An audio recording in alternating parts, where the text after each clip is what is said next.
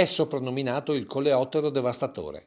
È la Popilla japonica e un esemplare sarebbe stato individuato e catturato nella zona di Riese Pio X. A darne notizia è il bollettino fitosanitario del Condifesa che sottolinea la voracità e la diffusione infestante dell'insetto. In pratica è un coleottero giapponese, uno scarabeo giapponese, che si è presentato a Riese Pio X e quindi, essendo un insetto da quarantena, c'è l'obbligo di segnalarlo subito al servizio fitosanitario. Vale a dire che, qualora fosse confermata la presenza dopo il prelievo fatto dai tecnici della Regione Veneto, per 40 giorni non sarebbero ammessi spostamenti arborei o arbustivi da tutta l'area in un raggio di 10 km dal punto di ritrovamento, con inevitabili ripercussioni per tutto il comparto florovivaistico di Loria.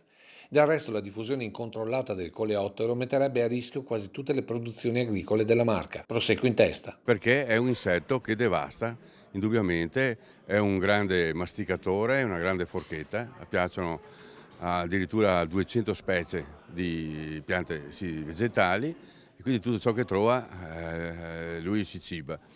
E in particolare in queste zone qui. In questa zona qui cosa che trova? Trova la vite e basta, che sia prosecco, pinot, quello che è, a lui non interessa, l'importante è che sia appunto una parte vegetale, lui si nutre foglie, fiori e frutta, tutto ciò che riesce a mandare in digestione lui lo compie. Toccherà alla Regione, qualora fosse confermata la presenza, stabilire metodi e modi di intervento, contando che più tempo passa, più i coleotteri si moltiplicano. Dobbiamo pensare a popolazioni, quindi parliamo di migliaia di insetti, migliaia di coleotteri che volano e si spostano come popolazione da un luogo all'altro, in continuo. Devono trovare dove mangiare.